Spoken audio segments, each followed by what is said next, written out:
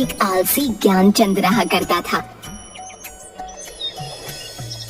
वह रोज सुबह उठता, पूजा करता, खाना खाता और सो जाया करता, जिसकी वजह से उसकी पत्नी बहुत परेशान रहा करती थी। एक दिन ज्ञानचंद भरी दोपहरी में अपनी झोपड़ी में सो रहा होता है। अरे अरे अब तो उठ जाइए जी। नहीं अरे दैया, आखिर कब तक यूं ही सोते रहोगे? सुबह से दोपहर हो गई है जी, उठ जाइए, जाकर अपने खेत दिखाइए ना। इस बार की भी अपनी फसल अच्छी नहीं हुई है। हाँ। अरे अरे क्यों तंग करती हो भाग्यवान? है ये मेरे सोने का समय है। हाँ, मेरा राहु बता रहा है कि अभी बाहर जाना मेरे लिए शुभ नहीं होगा। हाँ, अभी खेत में जाऊंगा तो जरूर कोई अपशगुन होगा। हाँ, तुम एक काम करो भाग्यवान, मेरे लिए भोजन ले आओ, मुझे बहुत भूख लगी है। जाओ जाओ लेकर आओ भोजन। हाँ।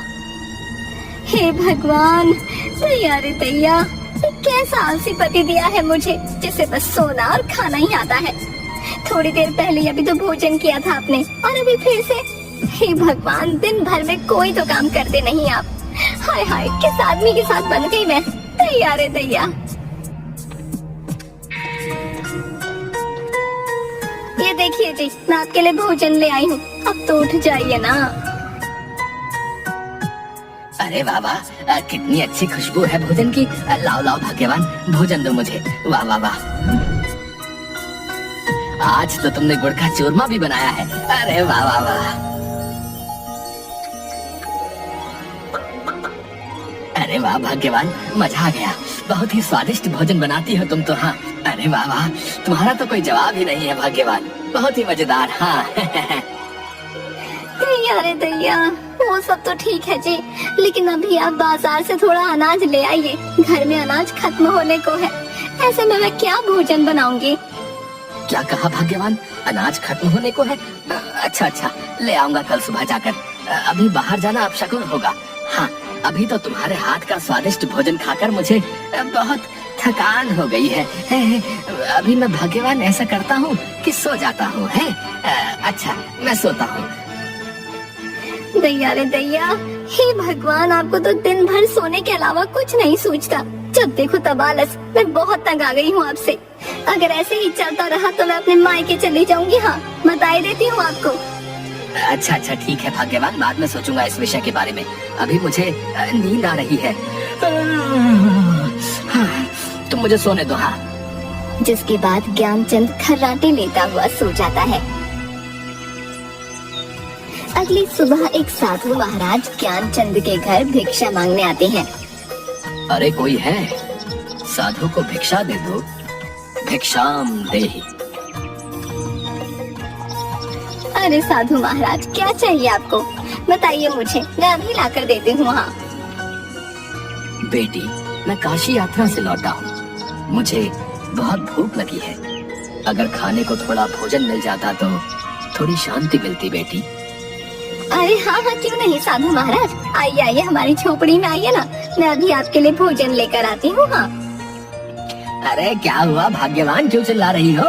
अरे मुझे मेरी नींद से जगा दिया तुमने। आखिर किससे बात कर रही हो? अरे दैया रे दैया, उठ गए आप, ये तो चमत्कार ही हो गया। देखिए देखिए, काशी से साधु महाराज आए हैं हमारे द्वार पर। ज्ञानचंद साधु महाराज को देखकर थोड़ा खुश हो जाता है। अरे अरे माफ कीजिएगा महाराज जी, आइए आइए, आप अंदर आइए। वाह वाह वाह वाह, सुबह सुबह आपके दर्शन पाकर तो मैं धन्य ही हो गया। हाँ। जिसके बाद साधु ज्ञानचंद की झोपड़ी में आकर बैठ जाते हैं। अरे भाग्यवान, जल्दी से महाराज के लिए भोजन लेकर आओ। जाओ जाओ जाओ, जल्दी जाओ, जल्दी से लेकर आओ। जाओ जाओ। हाँ हाँ, मैं अभी भोजन लेकर आती हूँ। साधु महाराज जी के लिए, बस मैं अभी आई। तभी ज्ञानचंद की पत्नी साधु के लिए भोजन से भरी थाली लेकर आती है। ये लीजिए महाराज, आप भोजन कीजिए। हाँ, कीजिए कीजिए, खाकर बताइए मेरे हाथों का भोजन कैसा लगा आपको।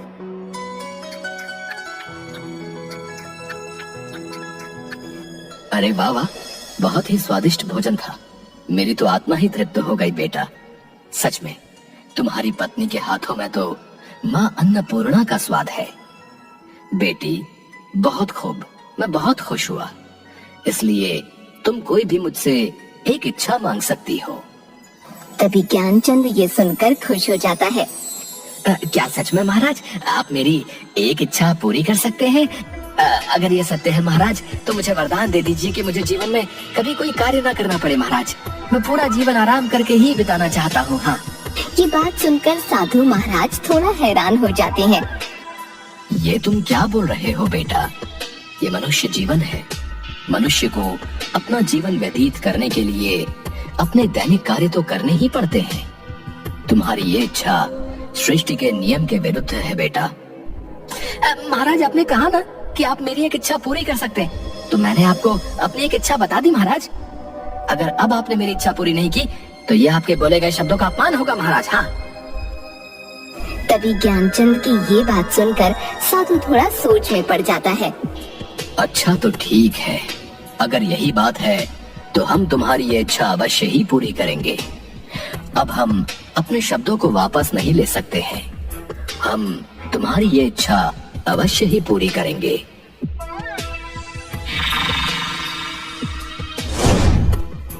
डरो मत, ये जादुई राक्षस है। ये तुम्हारी हर इच्छा पूरी करेगा। तुम्हारी इच्छा है कि तुम जीवन में कभी कोई कार्य न करो, तो ये जादुई राक्षस तुम्हें कोई कार्य नहीं करने देगा। तुम्हें जो भी कार्य करवाना होगा ये जादुई राक्षस कर देगा। लेकिन याद रखना, इस जादुई राक्षस को तुम्हें हमेशा किसी न किसी कार्य में ही व्यस्त रखना होगा, क्योंकि जिस दिन इस राक्षस के पास करने को कोई कार्य नहीं होगा ये तुम्हें ही खा जाएगा।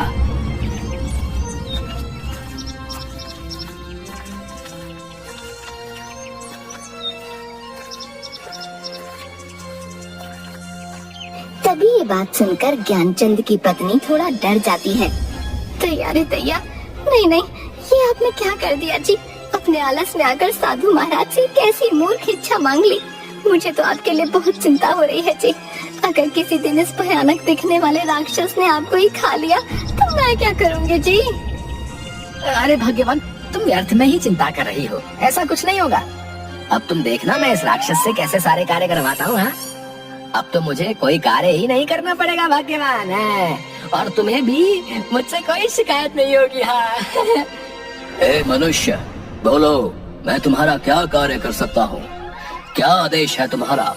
जल्दी बताओ, वरना मैं तुम्हें ही खा जाऊंगा। हाँ। जाओ जादुई राक्षस, बाजार जाकर अनाज की बोरियां ले आओ। जाओ, घर में अनाज की बोरियां नहीं है। हाँ हाँ ठीक है, अभी जाता हूँ, लेकर आता हूँ अनाज की बोरियां। और वह राक्षस अचानक से गायब हो गया और तुरंत ही अनाज की बोरी ले आता है, जिसे देखकर ज्ञानचंद और उसकी पत्नी हैरान हो जाते हैं। दैया, अरे जादुई राक्षस, तुम इतनी जल्दी अनाज की बोरी ले आए? मेरी तो कुछ समझ नहीं आ रहा। मैं कोई साधारण राक्षस नहीं हूँ, बल्कि एक मायावी राक्षस हूँ। इसलिए जो भी तुम मुझे कार्य करने को दोगे उसे मैं अपनी मायावी शक्ति से पल भर में ही कर दूंगा। अब बताओ और क्या कार्य करना है, वरना मैं तुम्हें ही खा जाऊंगा। ज्ञानचंद थोड़ा सोच में पड़ जाता है। अच्छा ठीक है, तुम यहाँ से मेरे खेत में जाओ और जाकर सिंचाई कर दो। जादुई राक्षस, जाओ। ठीक है, मैं तुम्हारे खेत की सिंचाई करके अभी आया। दैया, सुनिए जी, मुझे तो बहुत डर लग रहा है। ये जादुई राक्षस तो सच में बहुत भयानक है जी। अगर सच में इसने आपको कुछ कर दिया तो? अरे भाग्यवान, तुम देख रही हो ये कितनी जल्दी मेरा बताया हुआ कार्य कर देता है। देखो, अगर ये मेरे साथ रहा तो मैं सदैव आराम से जीवन व्यतीत करूंगा। हाँ, तुम चिंता मत करो, ये मुझे कुछ भी नहीं करेगा। हाँ, मैं हमेशा ही इसे कोई ना कोई कार्य देता ही रहूंगा। हाँ। तभी वो राक्षस फिर से आ जाता है। ए मनुष्य, मैं तुम्हारे खेत की सिंचाई कराया हूँ। तुम्हारे खेत की सिंचाई करके मुझे बड़ा ही आनंद आया, लेकिन अभी मुझे बहुत जोरों की भूख लगी है। जल्दी से मेरे लिए भोजन का प्रबंध करो, वरना मैं तुम्हें ही खा जाऊंगा। अरे नहीं जादुई राक्षस, ये तुम क्या बोल रहे हो? इन्हें कुछ मत करना, मैं भी तुम्हारे लिए भोजन लेकर आती हूँ। हाँ। तभी ज्ञानचंद की पत्नी राक्षस के लिए खूब सारा अलग अलग तरह का खाना लेकर आती है। सारा भोजन चटकर जाने के बाद और भोजन लेकर आओ। जाओ, मुझे और भूख लगी है। जाओ मेरी भूख शांत करो।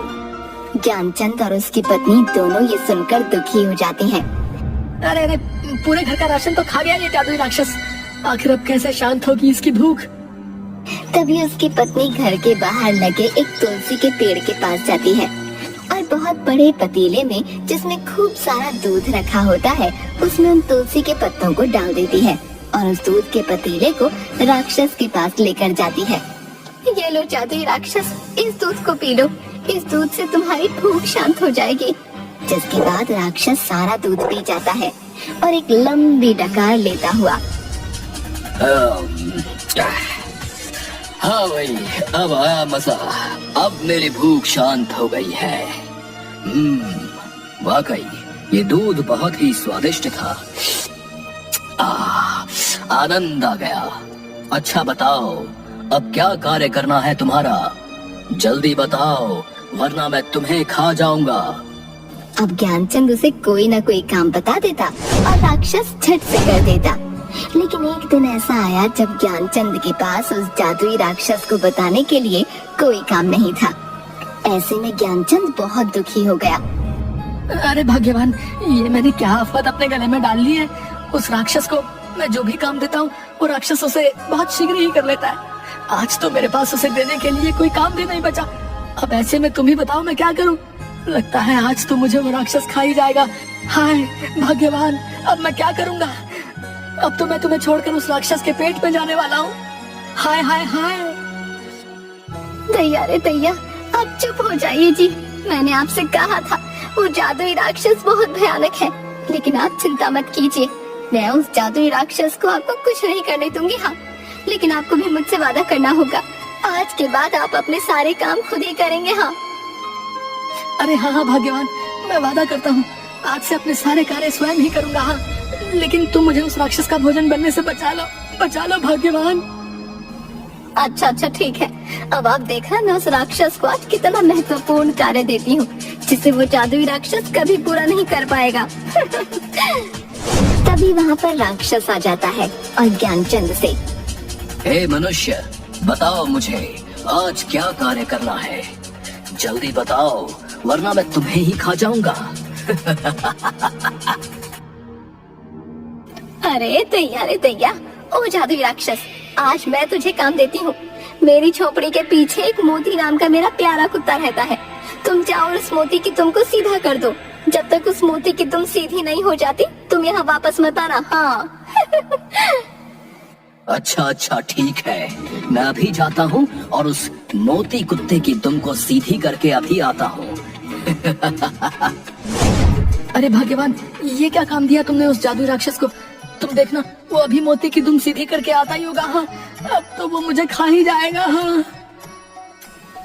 दैया, आप भी ना बिल्कुल मूर्ख ही है। अरे भला कुत्ते की भी दुम कभी सीधी होती है? वो जादुई राक्षस मोती की दुम को कभी सीधा नहीं कर पाएगा। हाँ, और ना वापस यहाँ लौट कर आएगा। अरे वाह वाह वाह भाग्यवान, ये तो मैंने सोचा ही नहीं। अरे भाई वाह वाह, मान गया तुम्हें। क्या दिमाग लगाया तुमने भाग्यवान। हाँ भाग्यवान, बहुत ही अच्छा। हाँ, अब वो राक्षस वर्षों तक कभी मोती की दुम को सीधा नहीं कर पाएगा। हाँ। जिसके बाद अगले ही दिन से ज्ञानचंद अपने सारे काम खुद करने लगा, किसी आलस के बिना।